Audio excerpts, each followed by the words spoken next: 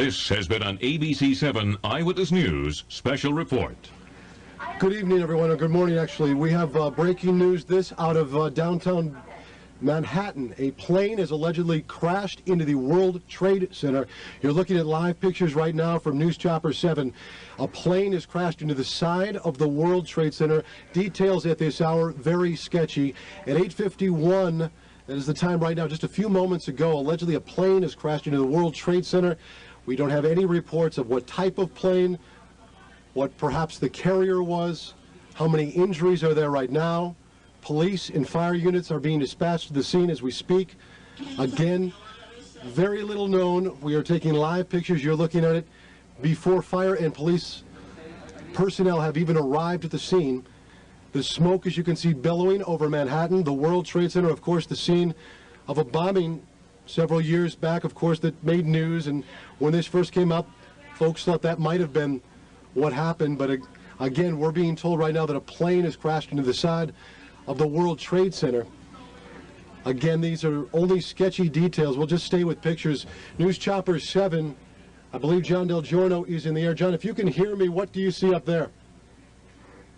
Okay, so John's not with us at this moment, but what we can see is smoke billowing out of all three sides. It looks like the left side of your picture right there is perhaps, we are only speculating now, as no facts have come in, that perhaps that is where the plane may have struck the building. Again, smoke pouring from one of the twin towers of the World Trade Center. Right now, fire personnel, we're being told, arriving on the scene as we speak. This happened about 8:48 a.m. is when news first came of it. Associated Press is reporting very little more than that. We do have an eyewitness who is joining us on the phone. Sir or ma'am, just say your name and tell us what you saw there. Are you speaking to me? Yes, ma'am. My name is Libby Clark, and I am on the 33rd floor of Mercer Street, and we felt the plane fly right over us, and then I thought it looked like it was going to go right in the World Trade Center, and then it was going to veer off, but it slammed directly into it. Libby, did it look like a large or a small plane? Was it a passenger plane or perhaps a large jet? I believe it's a passenger plane. It was relatively large. I mean, it wasn't the size of a jet. Okay. But it was not a small plane. Right, it wasn't a small, like perhaps like 5 or 6 seater. No, it was a large. It was so loud right over our head. Let's go to, we've got another eyewitness on the phone. Is it Winston Campbell? Yes, Winston Mitchell. Winston, are you with us? Yes, I am. Winston, you're a photographer? Yeah, I work for Transit News. Okay, can you tell us what you saw, Winston? Yeah, I'm sitting in the car, and I heard this plane overhead, and then all of a sudden I thought it sounded kind of louder, then I looked up, and all of a sudden it smashed right dead into the center of the World Trade Center. Big flash of flame. Fire coming out from all over. Then all the bricks is a huge hole right now.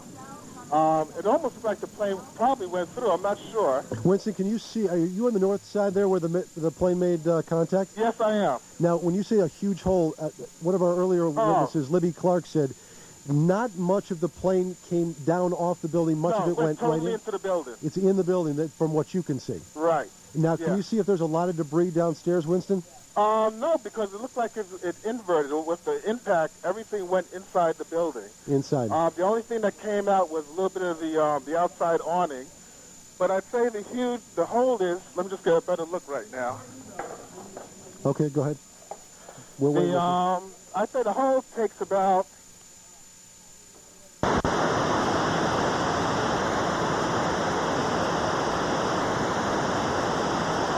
Just a moment, we got an explosion inside. The building's exploding right now. You got people running up the street. Okay. Hold on, I'll tell you what's going on. Okay, just put Winston on pause there for just a moment. Okay, the whole building just exploded some more. The whole top part. Okay. The building's still intact. People are running up the street. Am I still connected? Winston, this would support probably what Libby and you both said, that perhaps the fuselage was in the building. That would cause a second explosion such as that. Well, that's what just happened then. That certainly... Yeah, people are running up.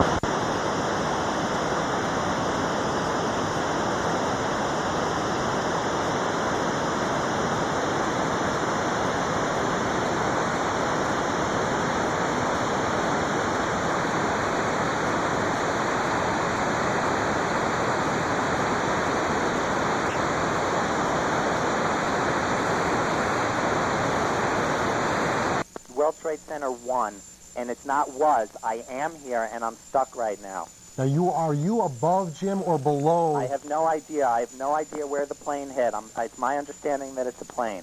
Jim, there are two planes. One went into one tower. One went into the other tower. What do you see around you? I mean, are you in smoke? Are you in fire? I mean, the first thing that I want to make clear is that I'm stuck on the 86th floor. A fire door has trapped us. Debris has fallen around us, and part of the core of the building is blown out. How many people are with you, Jim? I'm with one other person, and I'm told that people are aware of this. I'm on the 86th floor on the east side of the building facing the East River. And what time did you get... If I'm on the air, I want to tell anybody that has a family member that may be in the building that the situation is under control for the moment, and the danger has not increased. So please, all family members, take it easy. Jim, one of our producers, too, if you'd call NYPD and let them know exactly where Jim and that other person is stranded, 86th floor. 86th floor on the east side of the building facing the river. Okay, thank you, Jim. There are two of us here. Okay, Jim, we'll try to try to make sure that we can alert everybody, and also it's good that you did mention that families should, to some extent, to have some calm right now. What time did you get to work? I got to work around 8 o'clock this morning, and I think this happened around 8:45. It did. Describe what you felt. I felt just the whole building. I heard a noise, felt the whole building shake, and saw glass blown out.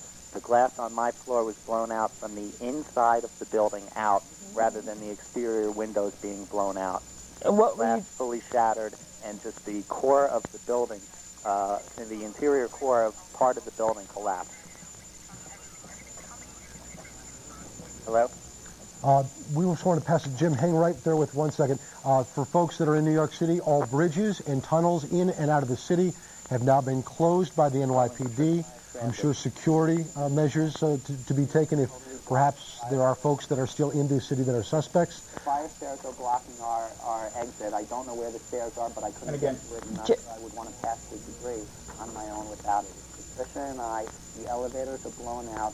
There's a shaftway in between. In the meantime, let's go back to Jim Dolan as we talk about what's just happened. Jim? Nina Pineda standing by at Broadway and Chambers, I believe. Nina? Steve, and we were just moved back about 3 blocks. We were right near the World Trade Center when police in riot gear practically started pushing the crowd back and screaming there is going to be another explosion. They were having reports that there was another plane in the air. It was truly a scene of chaos and panic as they tried to move the crowds back. People have been crying in the streets. There are no phone services down here. People cannot use their cell phones. They can't use their walkie-talkies. There's lines about 20 people long trying to use the telephone to reach loved ones. Some people are trying to reach loved ones that worked in the World Trade. But right now we have people crouching behind cars, police trying desperately to move the crowd back. They move the crowd back.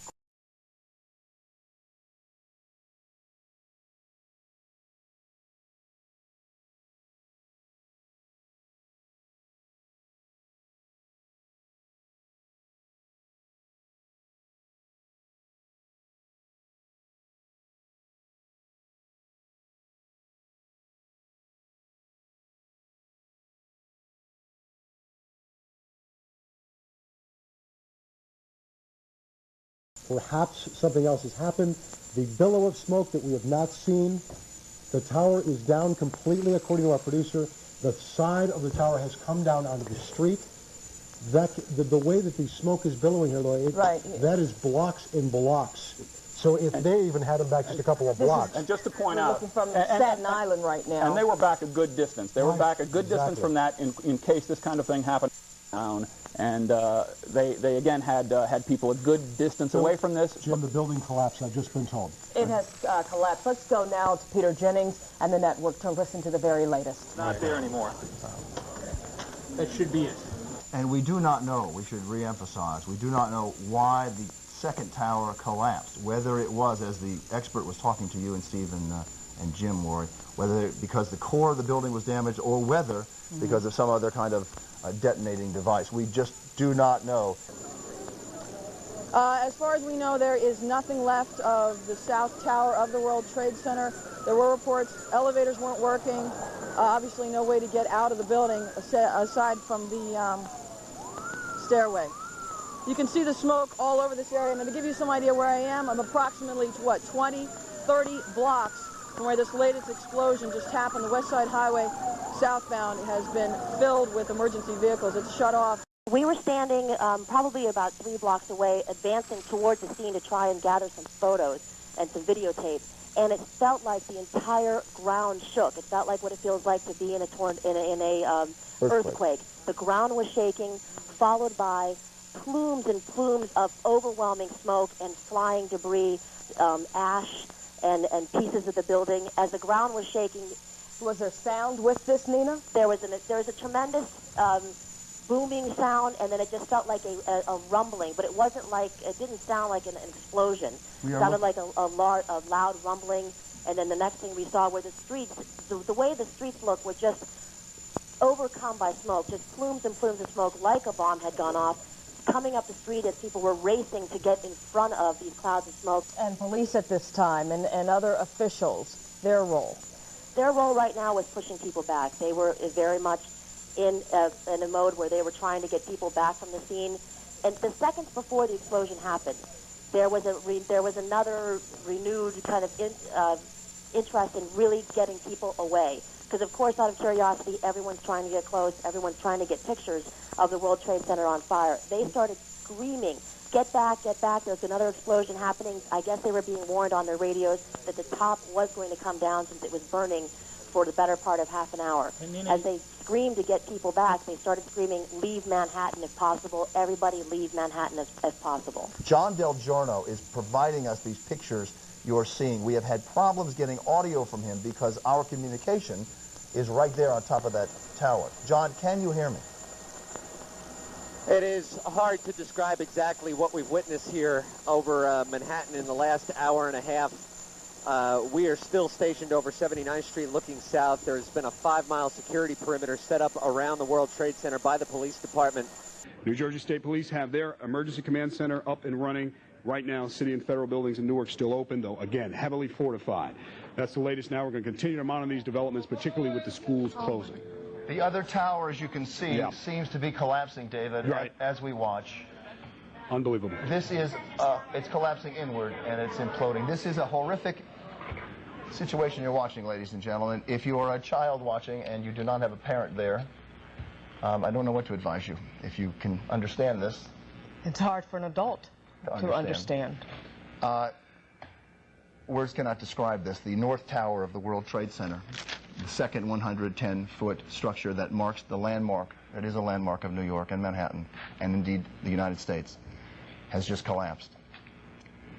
And if you look at the timeline in which all of this has taken place in such a short period of time, 8:45 until now at 10:29. Nina Pineda, can you hear us? Are you on the line at all, Nina? Nina is just a few blocks from there. And we do not have her amidst the chaos. We have not heard from Joe Torres. This is just so tragic that it's sort of almost ridiculous to say, to try to talk through this. It is so horrific. John Del Giorno, can you hear me? John Del Giorno, he cannot hear me. Yeah. All of the radios are now down. We have lost radio contact with John Del Giorno. The World Trade Center, of course, provides the transmission towers for many of the broadcasts, both radio and television. Located on top of those World Trade Centers. Those tops, of course, now on the bottom. As Jim said, the biggest act of terrorism, foreign terrorism, was against the World Trade Center on February 26, 1993. 6 people died, 1,000 people were injured in that attack. And that also was designed, Bill, to bring down the World Trade Center. It was. Well, someone has done it. Right. This is an interview, a conversation that we had, I believe, with a man earlier this morning. He was inside the tower. What happened? I was up on in my office on the northwest corner of the 82nd floor. I heard a noise like a sonic boom almost, and then a blast. The building swayed, shook a little bit. I saw papers coming fly out of the middle of the building, and then we went to the staircase to try to get down. We were going down. We got stuck on one floor because the door and the staircase wouldn't even open. So we went back onto the floor through some fire. We saw some fire and rubbish, and we went to the other staircase to come down.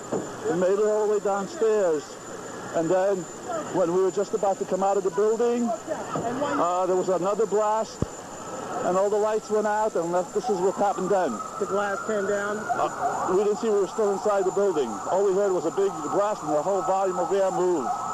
And we came out through the subway. Well, good to see you. What are your injuries? Have they told you? The only thing I have is I have a little cut on my hand. That's about it.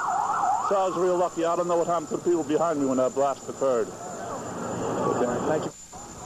And everybody, this has been an absolutely incredible scene.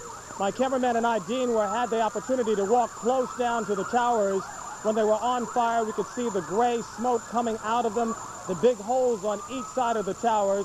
We were pushed back by a police officer. He told us not to stand on Trinity Street any longer. And when he told us that, a few minutes later, all of a sudden we heard the earth shake. We heard this rumbling noise. We looked up into the sky. Now just go ahead and understand this. We looked up into the sky and we saw this gray cloud, a huge gray cloud full of debris coming at us, standing about 30 stories tall. It kept rolling and rolling toward us. And then all of a sudden, when we realized it, we had to get on the run and get out of there. We were right in the way of that plume of smoke coming at us. And then we ran into a store. At the moment we ran into the store, we closed the door behind us. All of a sudden, the sky went pitch black and gray. We realized that the first tower had gone down at that point in time. A rather spectacular scene. It looks like a nuclear winter down here, and the entire area around City Hall, all the dust and debris. You might be able to see some of it in front of me. That dust and debris is coming from the World Trade Center. We are now about 10 blocks from it. You might be able to see behind us the smoke still coming from what was the World Trade Center. People have been leaving this area in droves. They have been running from the area. We saw a lot of people that were in the tower. They came out, they talked to us, they described what it felt like when the plane initially hit the first tower. They said there was a shaking, a rumbling, and then some people talked about the fact that they ran down the stairs. They said one of the exits didn't actually work, so they had to go to another one, and that's how they were finally able to get out of the building. If you're just joining us this morning, you're looking at what once was the World Trade Center in what appears to be a coordinated attack, a horrific sequence of destruction this morning. Beginning at 8:45, a plane, a 737 hijacked plane, authorities tell us, crashed into the World Trade Center. 18 minutes later, a second plane crashed into the South Tower of the World Trade Center. At 9:35, 50 minutes after the first attack, a plane breached security and landed and crashed. There's the second plane going right into the World Trade Center. This happened at 9:03. Steve Bartlestein at Eyewitness News. If you were watching, you saw it live here on our air. At 9:35, a plane crashed into the Pentagon. That is still smoldering. At 10 a.m., the North Tower collapsed. At 10:15, the State Department reported a car bomb exploded outside in Washington. At 10:30, the second tower of the World Trade Center collapsed. What you're looking at now is just moments after 9:03, seconds after 9:03 a.m., the World Trade Center, both towers attacked. Those towers, ladies and gentlemen, exist no more. This is the first tower, the North Tower, imploding on itself. At this point in time, we have no firm numbers in terms of casualties. We've actually had a couple of people. We're having a hard time turning around our tape right now because our truck is full of dust. That's exactly how much dust we're talking about. Our deck is not working. However, I can tell you, we had a woman sitting in our live truck earlier who was literally covered in blood from her toes to her head. She was sitting in our truck filled with dust. She says she was actually on the 82nd. In fact, we just heard another explosion. We just heard another explosion a moment ago. So we're going to stay here as long as we can, but as soon as it becomes dangerous, of course, we will move. Let me tell you a little more about this woman. She was sitting in our truck covered in blood, said she was on the 82nd floor. As soon as they heard that first plane come in, they started running down. It was clear until the 70th floor, but then the problem was a jam inside the stairwell. They ran down below the promenade where all the shopping centers and all the shopping stores are, and then they were able to run. Still, police having a hard time evacuating the whole area. You can see there are many people around, but the streets are jammed now with emergency vehicles. This is a no-fly zone at this point. So if they see any jets that are unidentified, those jets are armed from the National Guard. That is what the FBI is telling us right now.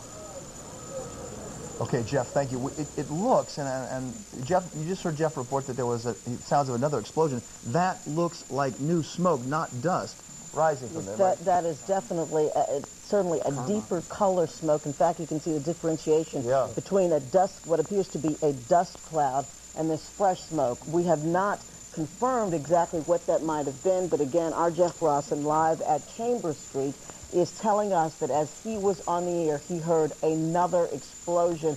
As soon as we get some information, some clarity on what that is. After the first building exploded and went to move out of the way, there was just walking through this debris. It was like all volcanic ash. Just everything was coated in it, and you're covered. I'm covered, and just single pieces of paper. You're walking through, you're seeing briefcases, you're seeing shoes, you're seeing just, I mean, like I said, single pieces of paper with people's handwriting that a whole building explodes and they're left unscathed, just sitting there flapping. You know, I mean. Michael, thank you so much for spending time with us and telling us what you saw. Another person who saw it is one of our reporters, Cheryl Fiandaca, who was down, literally, you were right next to these buildings when they came down. Right, we were about 2 blocks away when the second explosion hit, and all we heard was just this small explosion. Then you saw a roar of an explosion and all kinds of smoke billowing out, debris falling down, people running, the firefighters and police screaming at everyone to run as the debris was coming down and hitting people.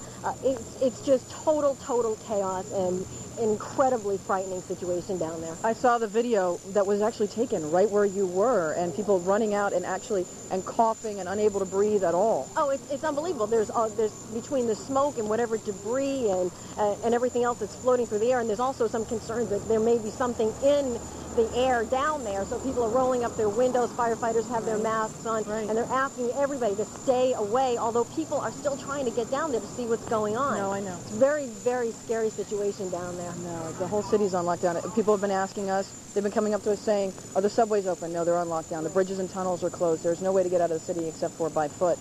And you can see they're kicking up, it's kicking up a lot of this dust as all of the emergency vehicles come out of here.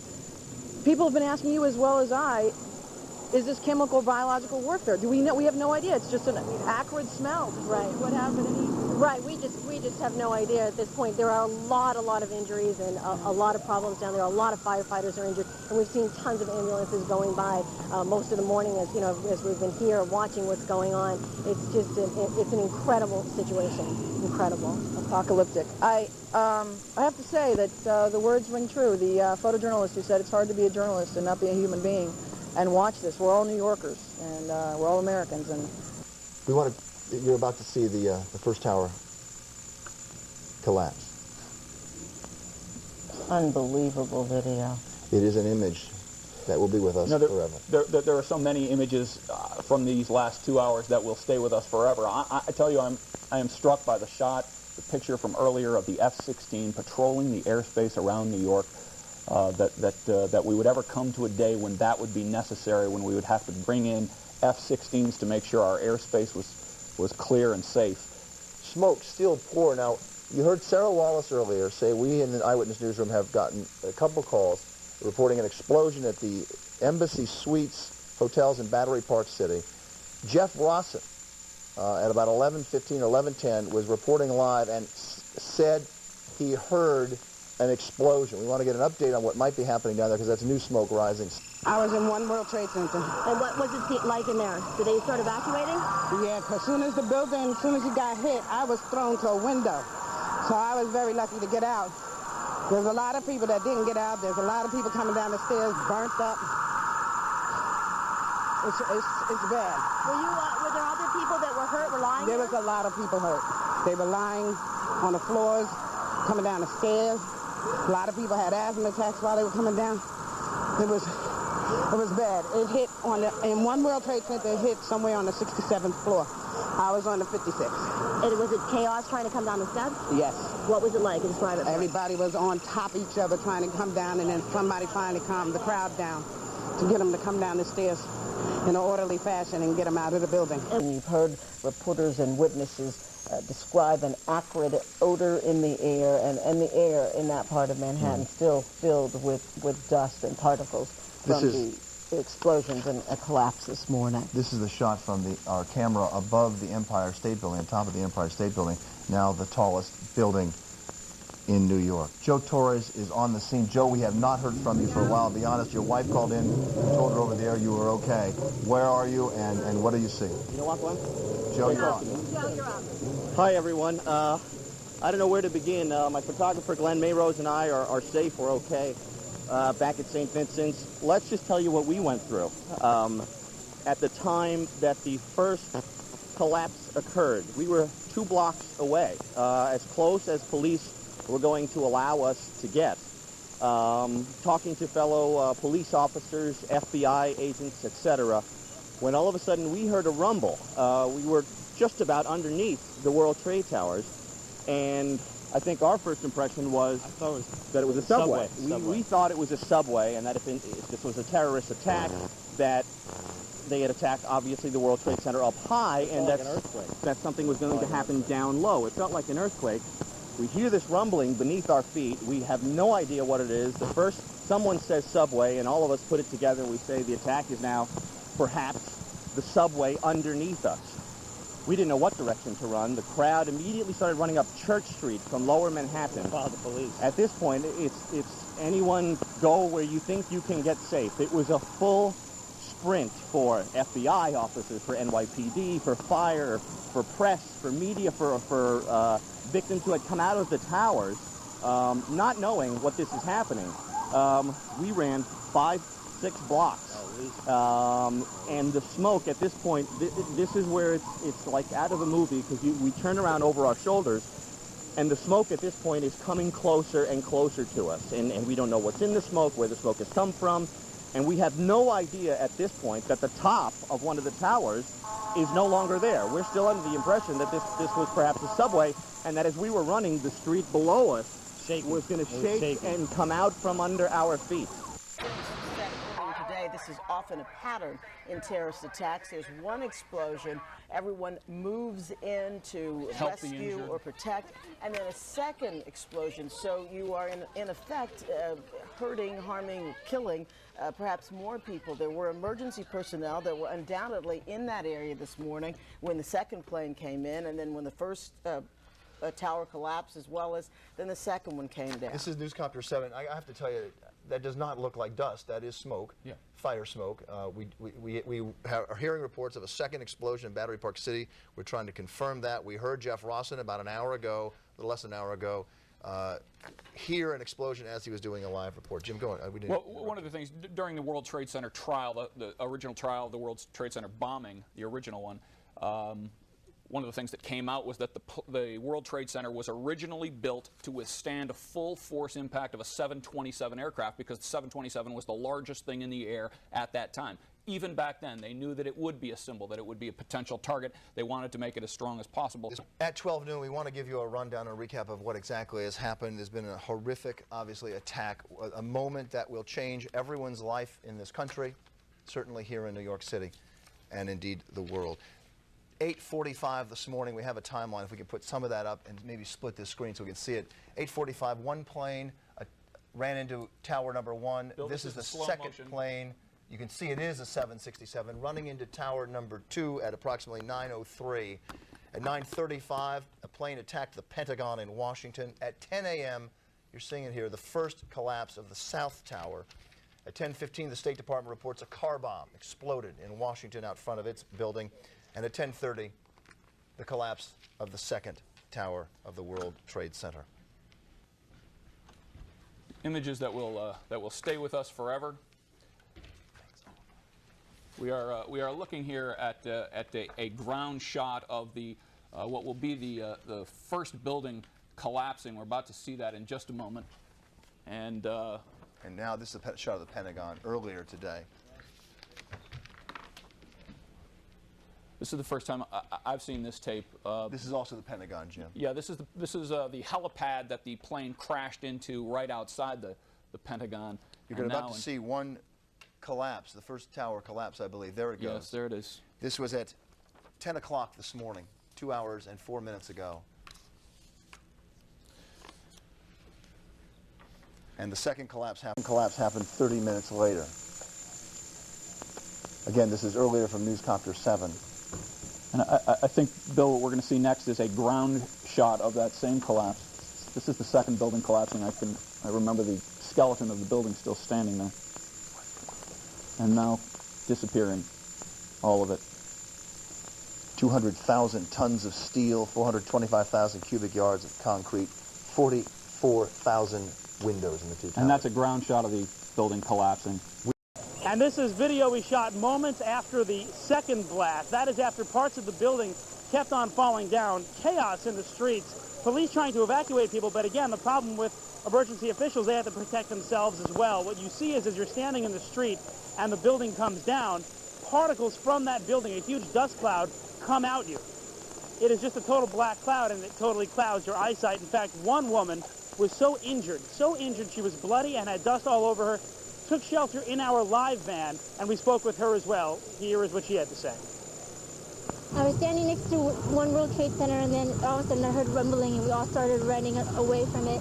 The glass like flew out and threw me onto the sidewalk, and I couldn't see for like 20 seconds. And then I started seeing vaguely the street, and I just started walking, and my eyesight came back. And I want to give you a live picture of our live truck just to show you the kind of dust cloud we're talking about. The doors were open and we had to abandon it. You can see this is what's pretty much covering the streets as well. It's dust. Pieces of the building. Jim Dolan and Roz Abrams, along with Bill Ritter, bringing you extended eyewitness news coverage of this horrific attack. We have another victim our reporters have talked to, and we want to run that tape right now. I was on the 88th floor of my office when it happened. Didn't know what it was. Didn't know if it was something on the mechanical room. Tragic. Just got out minutes before the pancakes. What did you see around you? Smoke, a lot of confusion. Had no idea what it was. Been here 26 years, never felt it, never saw anything like that. Building rocked like a pendulum. Came down and made it down the steps, looked for my people. I met my people, and slowly but surely we got down. Were there bodies around you? We don't want to know. But here in our studios, we have a survivor. He was in Tower 1. Diana Williams has joined us, just so that you know who the cast is. Jim Dolan remains with us, and Bill Heitman. And he is here because his brother-in-law, Scott Myers, is an audio man here. Bill, you literally were in the building when this happened. Tell us what happened. It was 8:45 exactly. I was sitting at my desk. We were all at our desks. And the building just shook. I felt like I was on a telephone pole. That was jig. I knew right away it was not an earthquake. And then I looked to my right because I'm on the south face. And there was just something above us hit us and shattered. How did you get out? We initially ran from the window in a panic, and then we just assembled ourselves, about 50 of us, and just went down the stairs. A lot of people with you? Many. Chaos or organized? Organized. From what you saw, do you think most of the people on the 80th floor and below got out? I would think so. And how did you get from Lower Manhattan, World Trade Center, up to 67th and Columbus to be with us? I walked. What's the situation like in Lower Manhattan while you were walking? Well, first off, when I left the building, I just thought that we were headed to some triage or something. And they kept directing us towards Broadway, a block and a half away. And I went to Broadway, and then all of a sudden, all hell broke loose, and I thought that we were being shot at or something. And then a cloud of dust. You just couldn't outrun this cloud of dust. You just couldn't outrun it. So we just got engulfed in this cloud of dust, and at that point, it was like a blizzard. It was like a blizzard. It was worse than a blizzard. I couldn't see anybody around me. We all ducked in. To a luncheonette, and I just couldn't stay in there. Everybody was trying to make phone calls, but it was even clouded with dust in the luncheonette. So I left, and I headed towards the seaport to head east, and that was when I just started walking north. And you alerted your family, right, Bill? I alerted my family 15 minutes ago. And they must have been incredibly relieved. Yeah.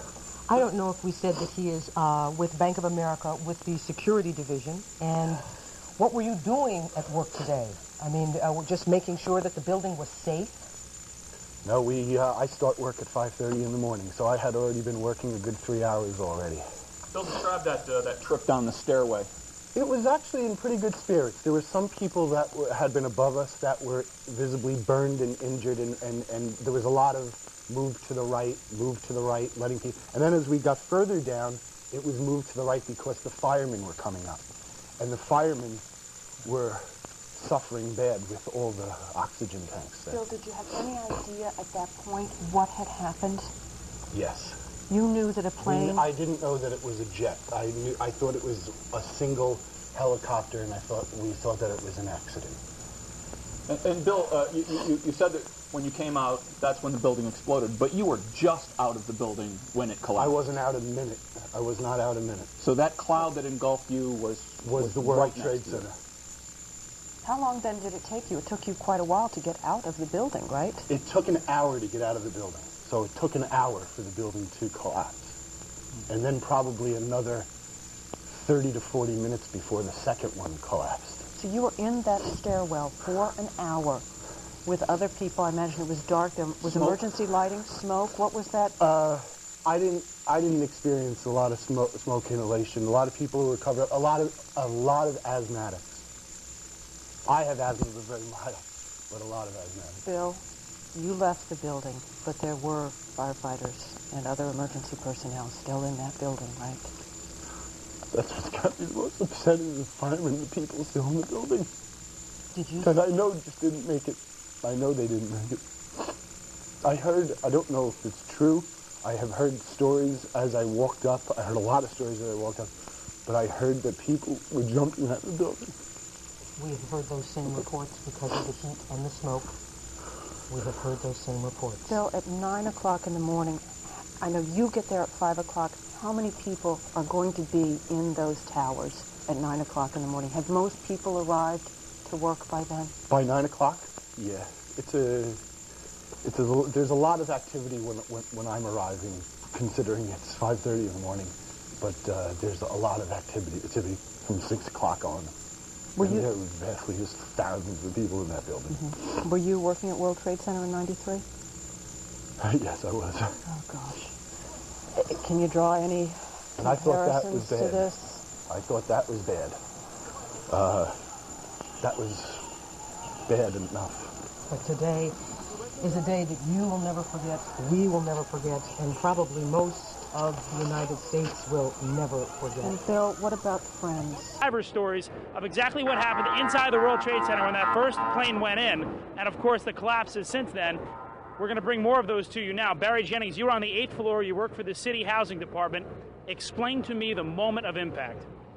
Well, me and Mr. Hesh, the Corporation Counsel, were on the 23rd floor. I told him we got to get out of here. We started walking down the stairs. We made it to the 8th floor. Big explosion. Blew us back into the 8th floor. And I turned to Hesh. I said, this is it. We're dead. We're not going to make it out of here. I took a fire extinguisher and I bust the window out. That's when this gentleman here heard my cries for help. This gentleman right here, and he kept saying, stand by, somebody's coming to get you. They couldn't get to us for an hour because they couldn't find us. You thought that was it? I thought we're dead. I thought that was it. I started praying to Allah. I said, that's it. We're gone. It's over. What was it like for you? You were inside there as well. It's pandemonium. I mean, it was something like out of a Bruce Willis Die Hard movie. He was there and he was crying, and there was another gentleman crying and for help. We couldn't get to him. We tried to get through we went through the buildings. We were lost. Both staircases, the backside was completely blown away. There was no way to access it. We couldn't get to him. And finally, one of the fire department teams found him. But we didn't think they were going to make it. Well, certainly you got out. Many others didn't. Of course, we don't have a number right now of fatalities or injuries. But I want to translate a story to you that another man told me. He was near the building. He was on the lobby level, near the shopping area, near the promenade. The elevator doors, he said to me, blew open. And when the doors opened, there was a man on fire inside that elevator. That is the kind of tragedy we are talking about here. And where the World Trade Center once stood here in New York City is no longer, at least not like we knew it. These men just embraced. This man is crying. It has been that traumatic. I don't want to cry in the air, man, but I thought that was it. I thought I was dead. I'm thinking about my sons, my wife. It's too much. And certainly, he echoes the statements of many others. We were speaking with a couple of officials earlier trying to get information. They said, stand back, we lost a bunch of guys today. It has certainly been a horrible... In fact, let me come around right here as this happens. They're now clearing the area.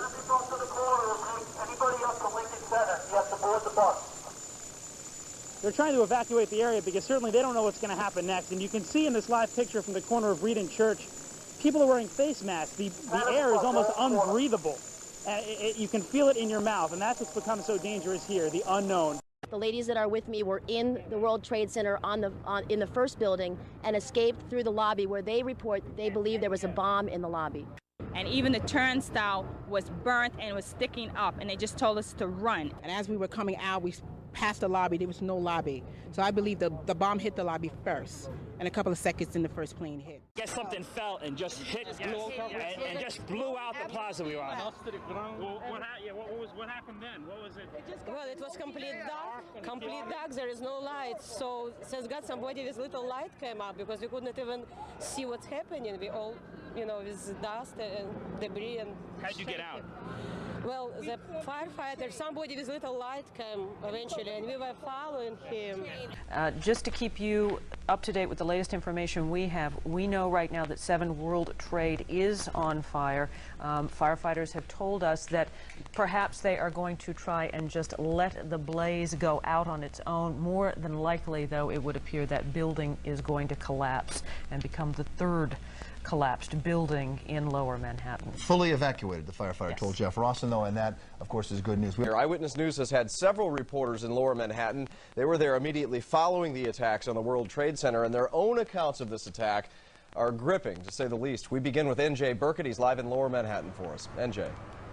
And Rob, nothing but a gaping hole in the New York City skyline right now for hours. Huge plumes of smoke have been rising from what were once the World Trade Towers. And ambulances here on the West Side Highway have been crisscrossing the road here, racing past us all day. You know, we got to the disaster scene shortly after the attack, but the plane crashes were only the beginning. Minutes after the attack, it was pandemonium in Lower Manhattan. Grab your guy and get him out. As the fires raged on the upper floors, glass, twisted metal, and airplane parts hurtled to the ground below. We watched helplessly as office workers, desperate to escape the choking smoke, hung from their windows on the 90th floor.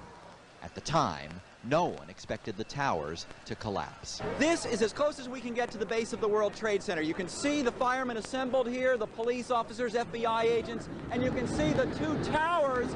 A huge explosion now raining debris on all of us. We better get out of the way! Everyone ran for their lives into the lobby of an office building across the street. Firefighter Louis Caccioli of Engine 47 barely made it out alive. As we came downstairs, we were just dragging people along with us, and then when we came outside, it just blew, the tower blew, and I found the mask on the floor as I was crawling, and I was lucky to make it out here. I heard a plane, low, and I looked out the window. Kathleen Ovino works in an office trailer just down the street. And then I saw flames. I saw flames engulf the whole upper portion, and then I saw the smoke, and the whole trailer rocked. The trailer was almost lifted off the ground. And then I just started screaming because I could feel what was going on with the people.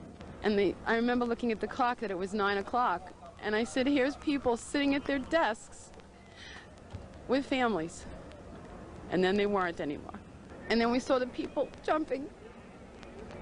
We saw what we thought was debris, and we realized it was people jumping. Go! Go! Nearby hotels were evacuated as it became clear that the North Tower would collapse. And within minutes, there was another huge blast. Oh my God, there it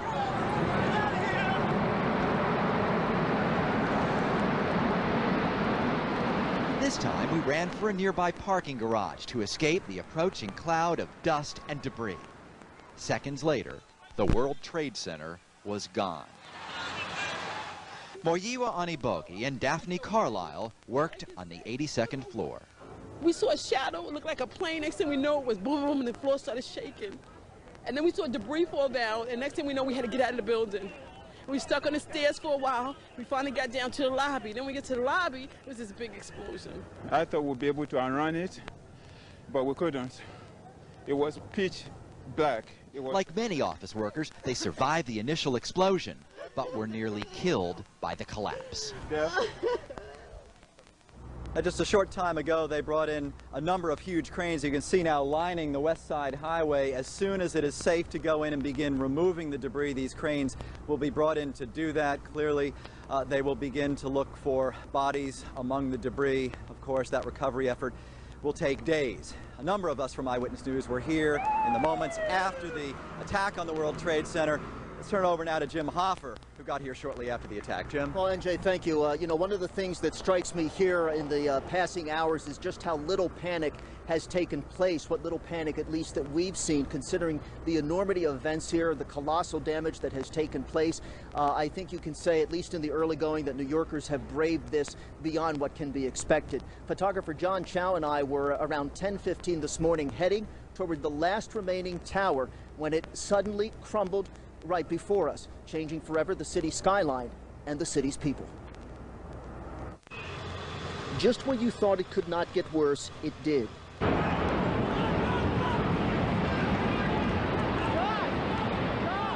The second trade tower, crippled by a kamikaze plane strike, collapsed and sent hundreds of people running from its dangerous cloud of dust and debris. And I'm standing next to John, and then the top of the thing blew up. And it just exploded and started coming down. I was running for my life. And me, the fireman, John, we were just taking off, man. And falling down behind us. It was coming up behind us. And I just saw this truck, and I knew it was right behind me, and I just slid underneath it. And I thought it was John behind me, and it was a fireman. And we stayed down there, and everything just went black. Well, that New Jersey man is one of what must be innumerable heroes in this tragedy. He was able to get a woman, he and his friend, able to get a woman out of one of the towers. She was in a wheelchair. They were able to bring her down some 50 floors before that building collapsed. Although in an interview with us, as he was choking back tears, he says he didn't know whether the woman in the wheelchair was able to get far enough away from the building to prevent any harm to her when the building did finally collapse. We're live in Lower Manhattan. Jim Hoffer, ABC 7 Eyewitness News. I can tell you tonight that it is a very different thing to become part of a story than it is simply to report a story. A range of emotions tonight for myself and Eyewitness News photographer Glenn Mayrose. We find ourselves at this hour very thankful, very blessed to be standing here talking to you today, and in a moment you'll see why.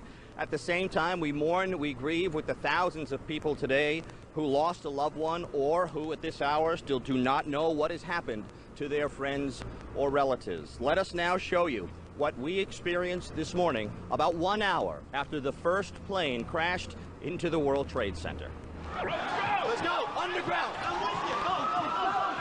10 o'clock this morning, photographer Glenn Mayrose and I, along with FBI agents, police officers, fire officials, we all thought for sure a bomb was set to explode underneath our feet outside 7 World Trade Center. We took off running for our lives north on Church Street. We had no idea the top of one of the Twin Towers had just exploded.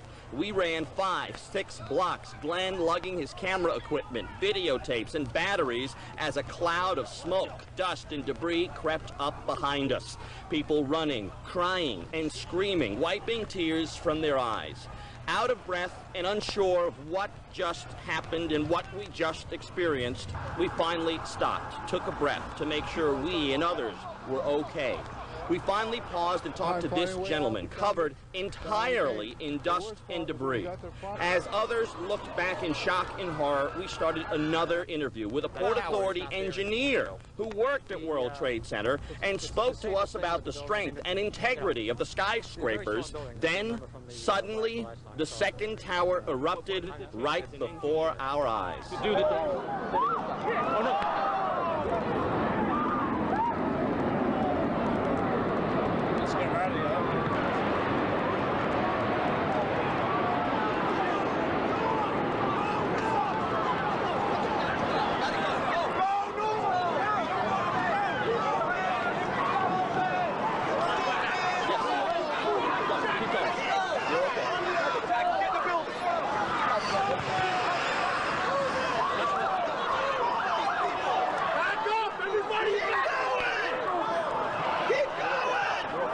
Moments later, the frantic run up Church Street started all over again.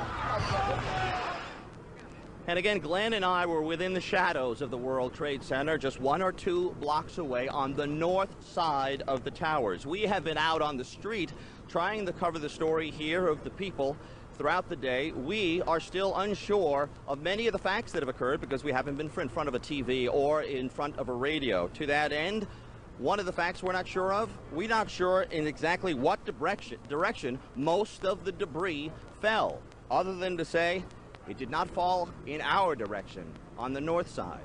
And for that, we're quite thankful.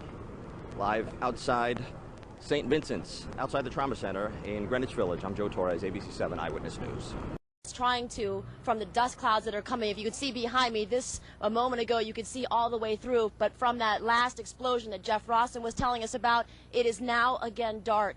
It was strangely and eerily calm here in the financial district because everything's been evacuated. Of course, now that calm is being punctuated again by emergency units ferrying people back from the scene. They're still pulling the injured out from the rubble. These are the latest numbers from Beekman Hospital. 3,300 casualties. 20% of those are critical. 3, unfortunately, dead on arrival. 20% critical. They are seeing several amputees. They treated several firefighters and several, several emergency workers at the hospital. And we also talked to some people that were near the hospital, Beekman downtown, and captured some amateur videotape of what it looked like earlier this morning. This amateur video taken from the 20th floor of Beekman Towers shows the second plane practically flying through World Trade Tower number 2. Oh my God!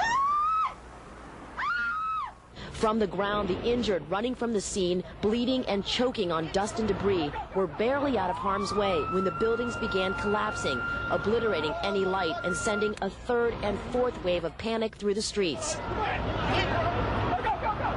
These women made it all the way from the 50th floor in the World Trade Tower. We ran down the steps to the lobby. There was no lobby. Everything was torn up. My boys ran out of the office. He said one thing, run. Everybody just ran. And we ran down the stairs. They told us to come back up the stairs. And we were like, come back up the stairs, are you crazy? So we continued down the stairs. We came outside in the lobby. There was no lobby. The lobby was totally gone. Did you see other people? People. There was a woman there with her face blown off. Emergency units brought the wounded and dying to one of the closest hospitals, NYU downtown, which implemented disaster operation drills, setting up triage on the sidewalk to help the most seriously injured, while inside the hallways, even the cafeterias were being utilized as emergency areas. We've been faced with all sorts of injuries, neurosurgical, orthopedic, general surgery. There are patients in our OR, patients in our ICUs. We're fully staffed and we are managing quite well with the help of a lot of the New York community. Anybody who's stable is being transferred uptown to hospitals that are waiting. Multiple traumas, burns, people crushed by rubble, a lot of inhalation injury, a lot of asthmatics, but the worst casualties have been both from flying objects and from being crushed under the rubble. And they still do not know how many people are trapped under the rubble. They are bringing people to Beekman, and there was just some more activity here as the ambulances came up and down the street after that other tower came down. There were some information from firefighters here that they were building for 3 hours today a trauma center inside the transportation building when they started getting warnings to take everything down and evacuate because they were worried about World Trade Tower number 7 coming down.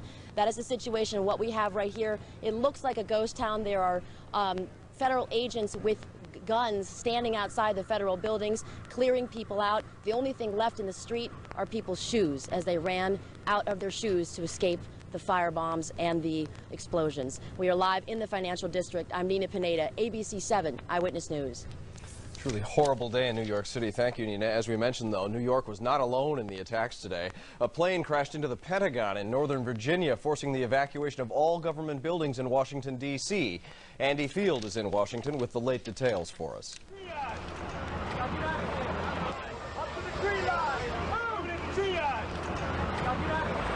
Chaos on the ground, the sky, and inside the nation's military headquarters, an instant after a plane snapped light poles on a suicide mission, driving straight through the Pentagon's 5 fortified corridors. It came streaking down and it hit short. It didn't go into the top of the Pentagon. It came like in short, and then everything sprayed up like a fireball sprayed up on the wall. I just know that we got out what we could get out. It was so hot everywhere else, I couldn't tell you. And it was over on that side. It's this is uncalled for. And the worst part about it is there ain't nobody to fight. The Pentagon attack paralyzed most of official Washington. Across the Potomac River, police evacuated the White House and raced congressional leaders to a secure location. The president, in Florida visiting an elementary school, appeared stricken when he got the news. Terrorism against our nation will not stand. And now, if you join me in a moment of silence. Back in Washington, the mayor declaring a state of emergency. Virtually all office workers sent home early. The nation's museums closed. Military jets patrolling what they hoped would not become a war zone. On Capitol Hill, furious members of Congress exploded in rage. This is a tragedy in that 10,000 Americans or more have died, but it's a day of disgrace. Those people, those senior executives that we've been paying in our national security apparatus to protect the American people have utterly failed. This is a catastrophic failure of American intelligence, and tens of thousands of Americans have paid the price. There are conflicting FBI source reports on what warning U.S. intelligence had before the attack. The Capitol adjourned early and could stay closed for security. Many congressmen think that's a bad idea. They say they did not close the Capitol during the War of 1812 or the Civil War. They shouldn't close it now. We are ready, willing, and able to re-engage the Senate's business, the House business, and to demonstrate to the world that these incidences cannot in any way fundamentally alter the strength of this great nation. Mrs. Bush appeared briefly on Capitol Hill at a hearing canceled by the attack. Our hearts and our prayers go out to the victims of this act of terrorism, and that our support goes to the rescue workers, and all of our prayers are with everyone there. All right, Jeff Rawson, Lower Manhattan, has an update for us. Jeff. And Roz, last time we spoke, there was a collapse, a building collapse. We understand now it was World Trade Center building number 7. We were being evacuated live on television, and we want to let you know, first of all, everyone in our crew is okay. Everyone in the area here is okay. You can look at our live truck. That's where we had to abandon it just down the street as we broadcast these live pictures. And beyond that, you can see the smoke billowing. Certainly there was smoke before because that building was on fire, but since the collapse, we could literally see the smoke, the dark cloud of smoke and dust coming down the corridor of buildings down Church Street toward us. At that very same moment, police started evacuating everybody, and this is where we all are right now. Evacuated back here to Duane Street at Church, and you can see all these people were about a block up with us, but when that building collapsed, you heard another tremble, kind of like this morning when those 2 planes went into it and then the subsequent building collapses. This sounded a lot like that, and then all of a sudden we looked over and we saw the smoke coming at us. Right now, we can tell you that the paramedics, the fire officials, all emergency workers trying to do a head count, trying to figure out if everyone inside that building fighting that fire is okay. We will certainly bring that information to you as we get it. Live in Lower Manhattan, Jeff Rawson, ABC 7 Eyewitness News. Now, just before this all happened, before the first tower came down, we got a chance to talk to one man who got away just in the nick of time. There was a big impact with some noise. The floor shook, and we all evacuated. What floor were you on? 56. That was in, according to one of those towers, that was below where the explosion took place. We were below the explosion. I believe it was at 78 on Tower 1. What did you feel? More than the last one. Significantly more than the last one, but it only lasted 10 seconds. You were actually here during the World Trade Center bombing? Yes. You remember that? Yes. In comparison, you're saying was... This seems a good deal worse. What's your name? Larry Tondel. Spell your last name. Tondel. Thank you. Thank you. In the neighborhood closest to the World Trade Center, it is an eerie sight, the financial district, a virtual ghost town. Already sanitation crews are moving in to clear away our changed skyline. It's a nightmare. William French of Linden, New Jersey was coming up the PATH train escalator to go to work when the first plane hit. He got out in time, but his world changed forever. It's not going to be the same. It's not going to be the same. It's not going to be the same for me. Across the city, everyone gathered around TVs and radios for the latest news. Eddie Johnson watched from where he works, a parking garage on Leonard Street in the Village. Terrible. It's terrible. I never thought this would happen. I watched those buildings being built and see them coming down like that and all the people running from this area. It's terrible. And a few blocks farther north, as smoke still billowed, a small crowd gathered inside Puffy's Tavern on Hudson Street, which opened back in 1923. Neighbors peered inside to look at the latest on TV. Here, these New Yorkers spoke of loss and sadness and anger. First was fear. It was like, wow, it actually happened. Second is pure rage. I just can't believe they did it. This is like Pearl Harbor. I love this city. I love this city, and for them to just, I feel a little bit angry that those towers are not there anymore. That when I go out to my balcony, that's my front lawn, the World Trade. That not to see it there, I'm gonna feel a little bit angry. Good evening, everyone. I'm Diana Williams with Bill Ritter. We interrupt ABC's coverage right now because we have late-breaking information about an incident at the George Washington Bridge. Commissioner Bernard Carrick of the NYPD talking now. Let's listen in. Thereby closing down 14th Street South in southern Manhattan. This will include or relate to all pedestrian and vehicular traffic except essential emergency vehicles and personnel shall be prohibited in the following areas: Manhattan south of 14th Street, and that will be from East River to the Hudson River. The only vehicles that will be allowed in those areas will be emergency vehicles, police, fire vehicles, National Guard, and anything authorized by the police department. There will be some vehicles in the morning that will have to get down there for deliveries of certain things that we're familiar with already. They will be allowed in, and residents, that's it. Anyone trying to violate the order will be arrested and could be found guilty of a Class B misdemeanor. I urge people to follow the order. There's no need to come into southern Manhattan tomorrow, and as a result of the order, the best thing to do is stay away.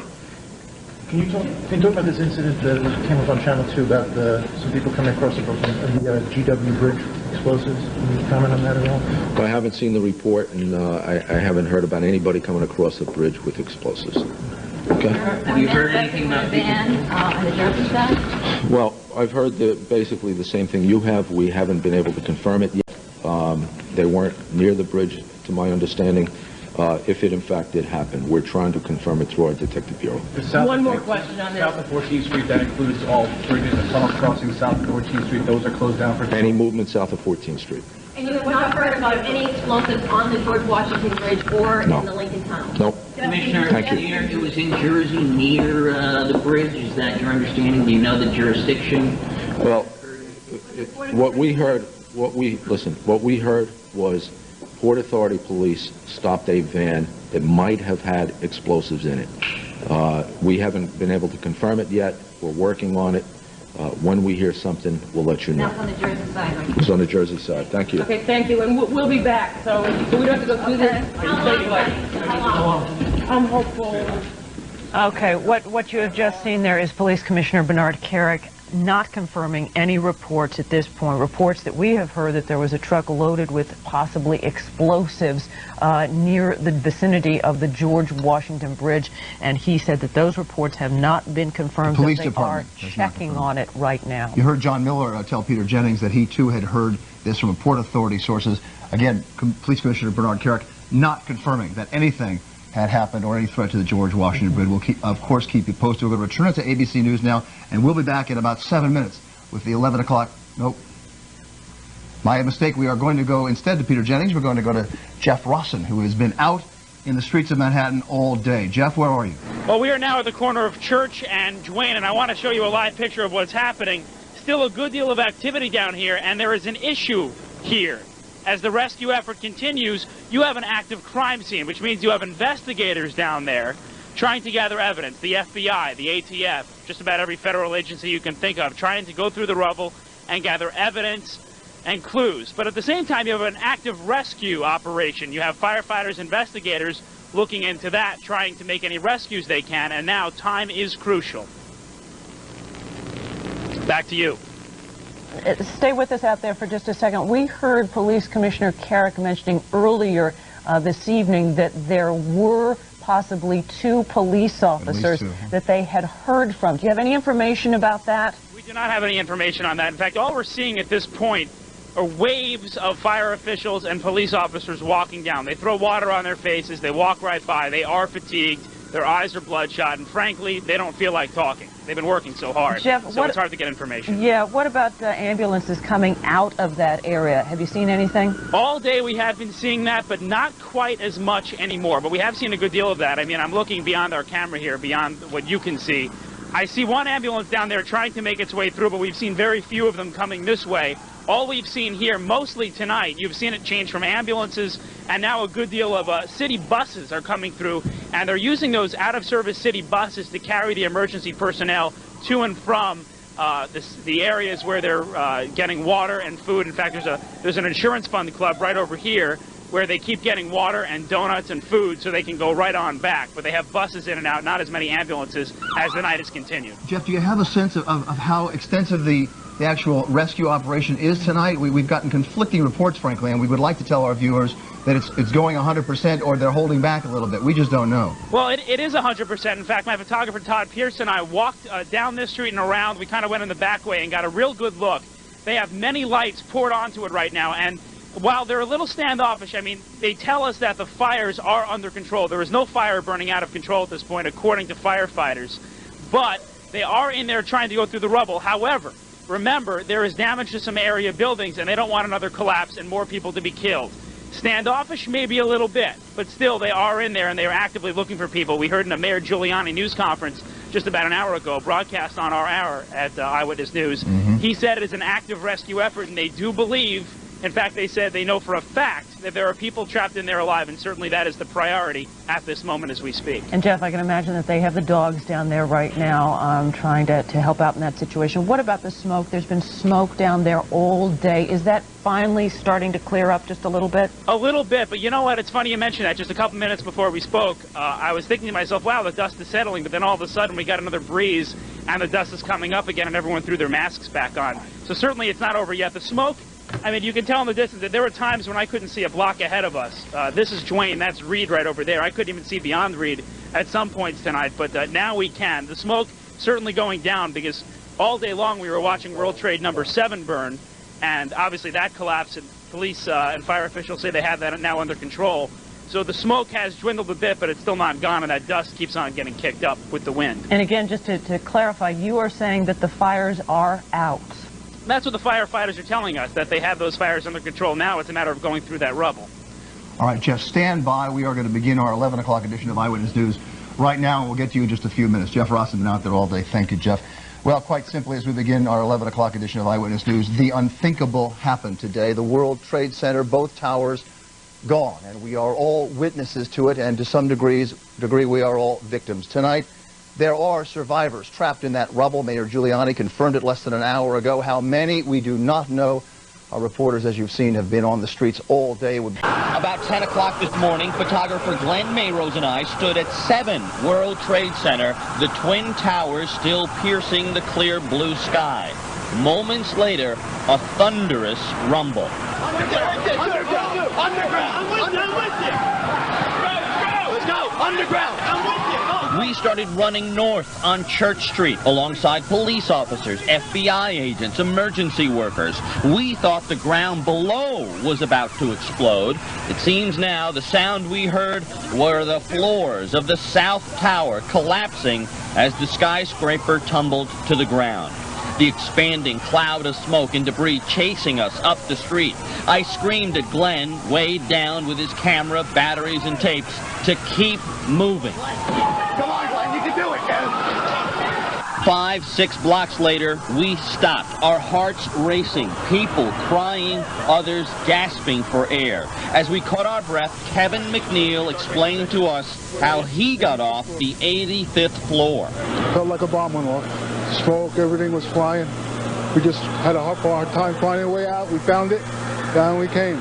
Still on Church Street, thinking we were safe, We did an interview with a Port Authority engineer who worked on the 72nd floor of #1 World Trade Center. We never finished the interview. It's a very strong building, as you remember from the blast the last time. So, but what does it take as an engineer to do the? Oh no.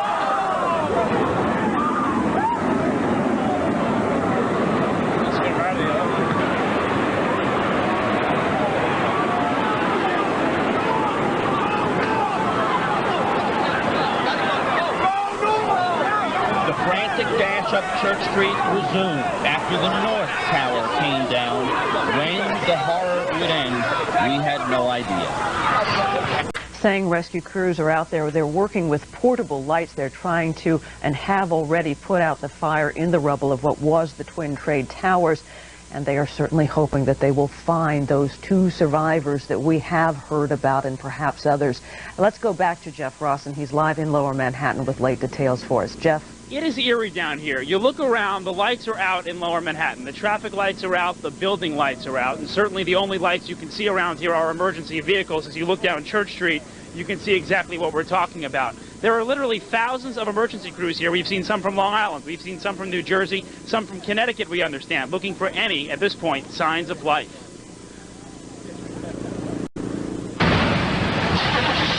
This was the World Trade Center. The work is far from over. A battle they have already lost. too many good friends we lost. Too many. So many. It's unbelievable. Early estimates are grim. Hundreds of firefighters killed. And even with that and the obvious emotion, they stay and struggle to find some sense of peace. They know that is impossible now. You know, you feel useless. You're down there and you really can't see much. You don't know what's going on. And there are people trapped, laying under the rubble. A triage center set up here to treat the injured closed early because so many people never even made it out. The amount of people coming out is so small, there's no reason to keep the triage open, so we're just ushering them off the hospitals now. And what's so frightening tonight is that the mayor and Bernard Kerik, New York City Police Commissioner, now say there are people underneath that rubble, literally trapped alive. The priority now is getting to them, and they will spend all night doing it, pouring as many lights as they can onto the scene, trying to rescue the survivors. And it's unclear now how many of them there are. Let's continue our live team coverage now with NJ Burkett, also on the scene all day in Lower Manhattan. NJ. And Jeff, as you know, the Twin Towers and everything that was inside them is now strewn across Lower Manhattan. Office workers, the bodies of office workers, the rescue workers who tried to save them are now buried beneath tons of broken glass and twisted steel. The scope of this disaster is impossible to comprehend. What was once the World Trade Center is in ruins. The remains of what was once one of the tallest buildings in the world now cover at least a dozen square blocks. Firefighters continued to pour water on the debris, much of it still smoldering 12 hours after the attack. Several search and rescue teams desperate to get inside have had to wait much of the night, and the agony was obvious. Not knowing whether or not a lot of the rescuers that went in initially made it out, I guess. People I've worked with, people I know. 1 block from the base of the World Trade Center, and the devastation is total. Everything is either burned up or blown out. The streets are an obstacle course of twisted metal, glass, and someone's shoe. The ambulances continue to race up and down the West Side Highway tonight. Our best indication so far that this does indeed continue to be a rescue effort, a race against time. Stacey Sager is here now for more on that part of the story. Stace? Thanks, NJ. We have definitely seen that race. We have seen the confusion, and you can definitely call this a grim waiting period here in Lower Manhattan. Still hundreds of civilians and hundreds of emergency workers that remain unaccounted for at this point. But we also found hundreds of volunteers who raced down here to help those people. But the anger over this day has set in. The NYPD presence lit up most of the streets in Lower Manhattan tonight, but closer to where the World Trade Center once stood, there is complete darkness as Tribeca residents sit outside wondering what will happen next. Military personnel roam the streets nearby, and so do officers with bomb-sniffing dogs. I definitely have friends who have been lost, and it's very sad. and I don't know what's going to happen. Some residents were politely told where they could not go, but the moments grew more and more tense. And we caught this troubling encounter. What happened to one man on a bicycle after he would not obey the NYPD. Their frustration turning violent. And here along Greenwich Street, we see some of the night's wounded attended to at a triage center composed of hundreds and hundreds of volunteers from all over the tri-state area, ready to provide counseling and emergency medical attention. I do know that there are firemen and police officers that have lost some of their friends that are going to require some counseling. That's why I'm here. We're assuming, we've been told at some point somebody will do some rescue, and when the rescue occurs, then we will be prepared to take care of the victims they bring out. Tonight, New Yorkers shaken by today's events turned to prayer. Many of them went to Mass, led by Edward Cardinal Egan at St. Patrick's Cathedral. Sandra Bookman has that story. New Yorkers and tourists alike walked through the doors of St. Patrick's Cathedral this evening, seeking solace in the wake of the day's horrifying events. Some trying to understand how the steel symbols of American might could crumble so quickly. Others holding fast to faith when the seemingly infallible failed. It's hard for me even to believe, but I know that out of every tragedy, there comes a greater good. Among those offering prayers for the day's victims and commendations for the city's emergency response, former New York Mayor Ed Koch. You can be very proud of this city and the way it responded to this terrorist act. You have to grieve for your fellow New Yorkers. Look kindly on us in this hour of our suffering. Edward Cardinal Egan led the Mass and delivered the homily tonight, saying he'd seen New Yorkers at their best in the worst of situations today. And he stressed this is not the time to focus on retaliation. In the style of civilized people, we will bring them before the court of justice. Later, the Cardinal told reporters he'd spent more than 3 hours in Lower Manhattan. He'd seen the second of the 2 towers come down and had delivered last rites to several of the injured at St. Vincent's Hospital. Still, he insisted his faith in God, in New Yorkers, and in the country is unwavering. Certainly we've been shaken, but we haven't been shattered. Sandra Bookman, ABC 7 Eyewitness News. And the Archdiocese has confirmed tonight that a New York City Fire Department chaplain, Father Michael Judge, was among those killed in today's Trade Center attack. Tanny, we're told that some heavy-duty equipment is now moving into Lower Manhattan. Rescue equipment, we're told. This is a live picture of that. It looks like a bulldozer coming in to actually remove the rubble. We are told a few minutes ago by Mayor Giuliani's office that 1,000 to up to 2,000 rescue workers will be working, and apparently now we understand they're going to be working through the night looking for what could be thousands of missing people, including 300 firefighters and 33 police officers. We have Jeff Rossin on the scene. Jeff, fill us in on what's happening right now. I just spoke to a couple of the drivers of these bulldozers. We've seen more than a dozen of them come down Church Street. They say they're heading up Broadway. They are here to take the rubble away from the scene as much as they can get their hands on, away from the scene, because the sooner they can get that rubble taken away, the faster they can find those victims that supposedly have been calling police on their cell phones trapped alive. So that is the priority right now, and we are seeing that heavy-duty equipment come on through. Again, they're going to come down Church, around this street. This is Duane right here. Then they're going to go up Broadway back to the World Trade Center, try to get that rubble out of here. Make this clear, Jeff. If there were any doubt tonight that some of this operation would be held until daybreak, apparently that has been put to rest, right? Certainly put to rest. You heard the mayor say it, and we're seeing it firsthand. It's not nightfall that's going to hurt them, it's all the dust. We've seen more of that getting kicked up. In fact, I was coughing just a couple of minutes ago. That hasn't happened to me for about an hour and a half or so. But they have brought lights here. We saw that about 5 o'clock tonight. They were prepared. We were all impressed about how prepared they really were. And we'll shoot down Church Street here and give you a live picture. You can see they have the scene very well lit.